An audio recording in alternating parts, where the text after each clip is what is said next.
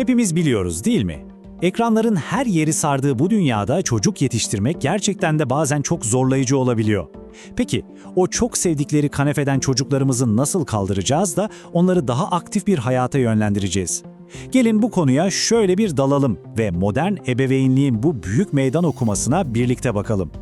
Şimdi, başlamadan önce gelin hepimiz aynı dili konuşalım ve şu kelimenin altını bir çizelim. Sedanter. Hayır, bu birini yargılamak ya da suçlamak için kullanılan bir etiket değil. Bu aslında hepimizin içinde yaşadığı modern dünyanın bir gerçeği. Kaynaklarımıza göre bu terim sadece fiziksel olarak hareketsiz kalmaktan çok daha fazlasını, yani hayatın genel akışının durağanlaşmasını anlatıyor. Peki bu durum ne kadar yaygın dersiniz? İşte işin ciddiyeti tam da bu noktada ortaya çıkıyor. Ergenlik çağındaki gençlerin biliyor musunuz sadece ama sadece %8'i uzmanların önerdiği günlük aktivite hedefini tutturabiliyor. Evet, yanlış duymadınız, 100 çocuktan sadece 8'i. Bu rakam bile tek başına harekete geçmek için neden bu kadar acil bir durumda olduğumuzu gözler önüne seriyor. Bugünkü yol haritamız gayet net. Önce sorunun kökenindeki nedeni bir anlayacağız. Sonra hareketin çocuklarımız için taşıdığı o hayati önemin ne olduğuna bakacağız. En sonunda da tüm bu bilgileri hayata geçirmenin pratik nasılını, yani hepimizin uygulayabileceği çözümleri masaya yatıracağız. O zaman ilk bölümümüzde başlayalım. Neden? Unutmayın, amacımız burada parmakla birilerini göstermek değil, hepimizi etkileyen toplumsal bir dönüşümü, yani büyük resmi anlamaya çalışmak. Peki çocuklarımızı koltuğa bağlayan o görünmez güçler neler? Tabii ki ilk akla gelen şey teknoloji. Ama madalyonun bir de öbür yüzü var. Okullarda giderek azalan beden eğitimi dersleri, bitmek bilmeyen sınav stresi ve çocukların sokakta güvenle oynayabileceği alanların neredeyse yok olması gibi çok daha derin faktörler. Ve tabii ki bizim kendi aile alışkanlıklarımız da bu denklemin en kilit parçalarından biri. Sorunun kaynaklarını anladık. Şimdi motivasyonumuzu şöyle bir ateşleyecek bölüme geldik. Konuyu artık sadece aman kilo almasın basitliğinden çıkarıp hareketin bir çocuğun hayatını kökünden değiştirebilecek o inanılmaz gücüne odaklanalım. İşte hareketin sihirli formülü tam da bu 4 temel taşta saklı. Bakın, fiziksel gelişim sadece bir başlangıç.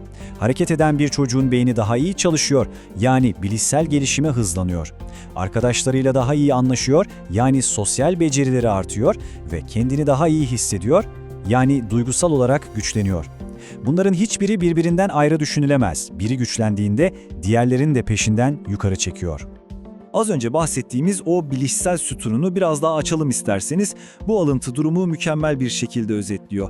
Araştırmalar çok net. Hareket sadece kasları değil, beyni de çalıştırıyor. Düzenli koşan, zıplayan bir çocuğun derse daha iyi odaklanması ya da problemleri daha hızlı çözmesi bir tesadüf değil. Bu durumun doğrudan bir sonucu. Ve gelelim o dördüncü, belki de en kritik taşa, duygusal sağlık. Günümüzün kaygı dolu dünyasında çocuklarımıza verebileceğimiz en güçlü araçlardan biri kesinlikle hareket. Stresle başa çıkmalarını sağlayan, ruh hallerini dengeleyen ve onlara zihinsel bir dayanıklılık kazandıran en doğal ve en etkili ilaç bu desek yeridir. Neden hareket etmeleri gerektiğini artık çok iyi biliyoruz. Peki ama ne kadar ve ne tür bir aktiviteye ihtiyaçları var?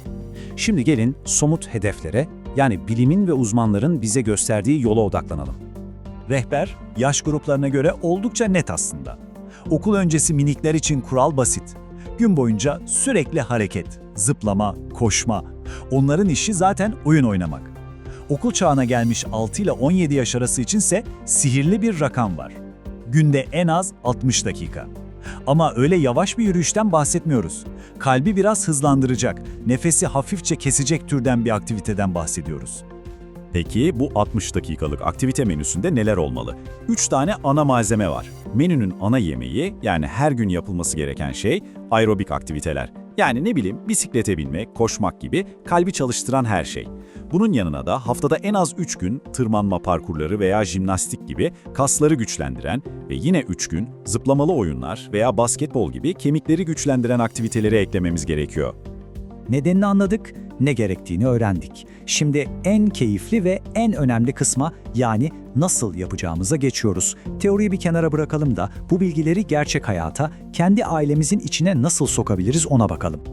Kaynaklarımız bize 4 basit ama çok güçlü adım sunuyor. Birincisi ve en önemlisi, onlara ne yapacaklarını söylemeyin, onlara gösterin. Siz hareket ederseniz onlar da sizi takip eder. İkincisi, haydi spor yapalım demeyin, haydi oyun oynayalım deyin. Aktiviteyi bir görevden çıkarıp eğlenceye dönüştürün. Üçüncüsü, sofrayı teknolojiden arındırın ve birbirinize odaklanın. Ve son olarak, iyi uykunun gücünü asla ama asla küçümsemeyin. Çünkü yorgun bir beden hareket etmek istemez. Az önceki üçüncü adımı biraz daha açmak istiyorum. Bu aslında basit bir beyin hilesi. Yemek yerken ekrana odaklandığımızda beynimiz tokluk sinyallerini kaçırıyor ve farkında bile olmadan ihtiyacımızdan çok daha fazlasını yiyoruz. Sadece o düğmeye basıp televizyonu kapatmak bile bütün ailenin yeme alışkanlıklarında bir devrim yaratabilir. Her şey kulağa harika geliyor ama gerçek hayatın engelleri var değil mi? Zamanımız kısıtlı, çocuklar bazen isteksiz olabiliyor. İşte son bölümümüzde bu engelleri nasıl aşacağımıza ve hareketi geçici bir heves değil, kalıcı bir aile alışkanlığı haline getireceğimize bakacağız.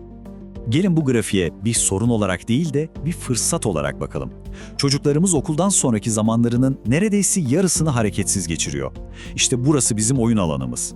Bu zaman diliminde yapacağımız ufacık değişiklikler bile o 60 dakikalık hedefe ulaşmak için en büyük potansiyeli taşıyor. İşte size pratik bir araç kutusu. Ekran süresine makul sınırlar koyun. Sağlıklı atıştırmaları kolay ulaşılabilir yerlere koyun ki ilk tercihleri o olsun. Yemeği asla bir ödül aracına dönüştürmeyin. Ve en önemlisi, onların neyi sevdiğini keşfedin. Onlar için doğru aktivite, keyif aldıkları aktivitedir. Ve son bir hatırlatma, bu 60 dakika tek bir blok olmak zorunda değil. 15'er dakikalık 4 oyun seansı da aynı işi görür ve inanın bana çok daha kolaydır. Bu bölümü bitirirken sizi tek bir soruyla baş başa bırakmak istiyorum. Her şeyi bir anda değiştirmek zorunda değilsiniz. Bu hafta, sadece bu hafta, ailenizin rutininde yapabileceğiniz o tek küçük, ufacık değişiklik ne olabilir? Belki yemekten sonra 10 dakikalık bir yürüyüş. Unutmayın, en büyük değişimler her zaman tek bir adımla başlar.